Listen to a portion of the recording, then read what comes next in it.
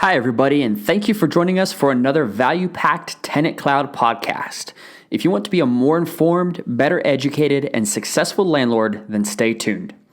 With over a decade of property management experience, we bring you short and sweet, bite-sized pieces of incredibly valuable property management tidbits in 10 minutes or less. Today, we will be covering the stats on common maintenance requests, and trust me, there is a lot of interesting statistics on common maintenance requests. Stay tuned.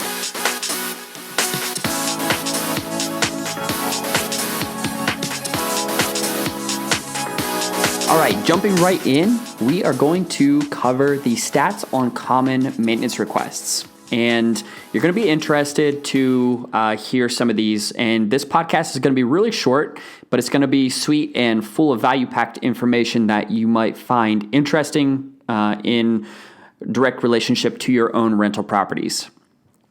Recent data shows that more than 40% of tenants aren't satisfied with their rental maintenance, and 58% of tenants use toxic chemicals to clean a clogged drain. That first one that I just mentioned, 40% of tenants aren't satisfied with the rental maintenance. In my experience in property management, one of the number one reasons that tenants would move out from a lot of properties, even when they would come to our property to rent, was consistently when we would ask them, well, what's making you want to leave your current rental?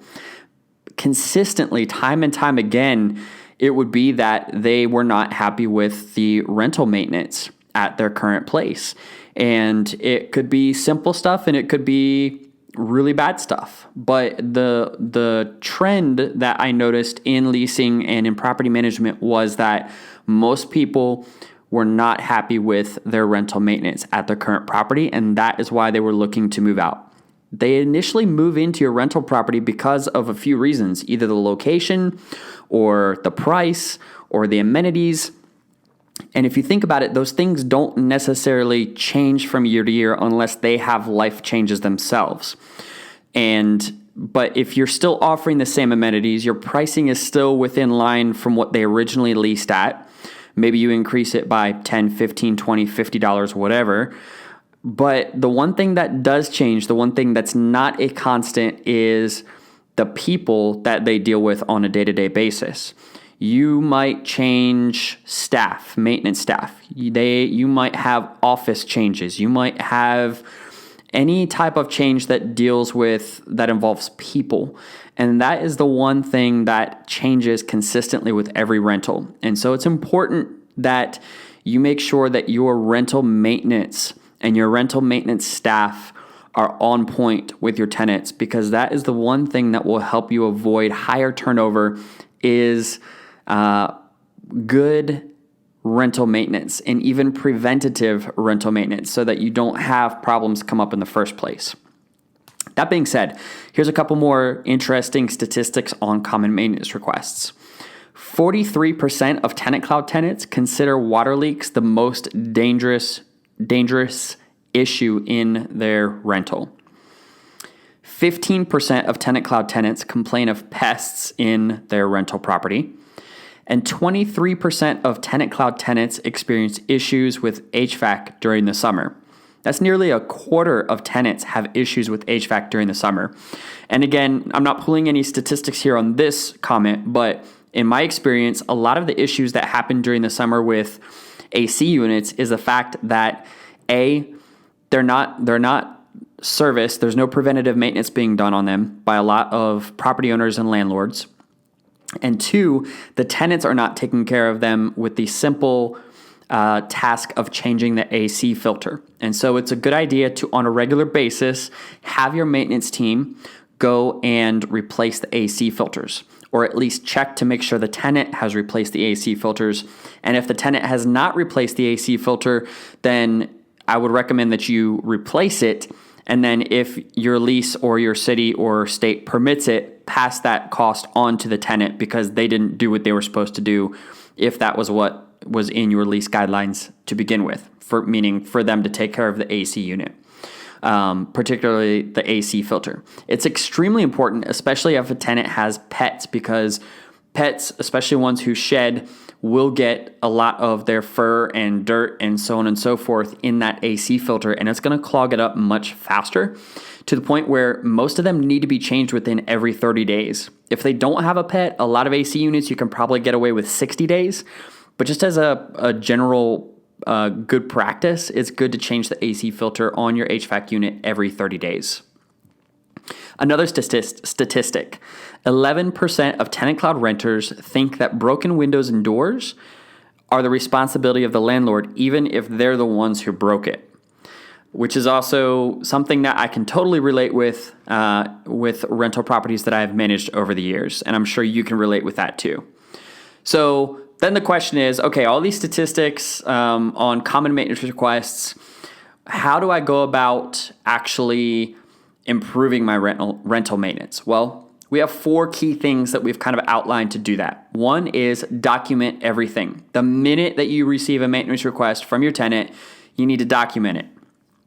In TenantCloud, this is great because when the tenants submit their maintenance requests, it stays in a maintenance request portal and it's there until you delete it, which most landlords don't delete it. They don't usually delete most of anything. And it's there. They can attach, your tenants can attach a picture, they can attach a 15-second video showing the problem, and your service pro or your maintenance guy can also attach a video or picture showing after they fixed it. And so everything is documented, it's all in one place. You can even attach invoices to that maintenance request. Everything is right there. It's fantastic. It's all on TenantCloud's mobile app or on our browser. 2, don't procrastinate. The more you procrastinate, the more tasks you leave for tomorrow. And it's important that you get the maintenance request and then you immediately start to address it. You don't want them piling up and then getting overwhelmed and then tenants becoming upset because things are taking too long and so on and so forth. And it's just generally a good practice. As soon as you receive a maintenance request, try to be out there within just a few hours to resolve it if possible. I understand that's not possible for everybody, but the faster you get to it, the happier your tenant is and the lighter your workload is on a day-to-day rolling basis. Number 3, hire service professionals if you can't fix the issue yourself, and have a list of service professionals that you have developed relationships with, where you have a general understanding of what their pricing is, you know how their work is, you're satisfied with the quality of their work, and they're familiar with your properties and how you work and when they get paid and so on and so forth. It is essential to develop those relationships with service professionals especially once you find a really good one. It is very important that you develop those relationships with them. And so keep a list of service professionals. And again, in TenantCloud, you can add your service professionals as contacts and you can immediately share a maintenance request with them. They can attach photos, a 15-second video showing the work they did, and they can invoice you directly through TenantCloud, and you can pay them directly through TenantCloud for free, which is awesome. Again, it's all about having everything in one place, automating as much stuff as possible, and tracking your maintenance history for your rentals, which if you have equipment tied to your individual units in TenantCloud, it'll track what equipment has received maintenance and when and how much that maintenance history cost. It's awesome. Also, perform regular inspections. We just talked about this a little bit ago. Make sure that you are conducting regular property inspections to make sure that standard maintenance items are being addressed. Make sure that smoke detector batteries are changed. Carbon dioxide detectors are changed. Make sure that your ceiling fans are being dusted, and make sure that your AC filters have been changed every 30 to 60 days.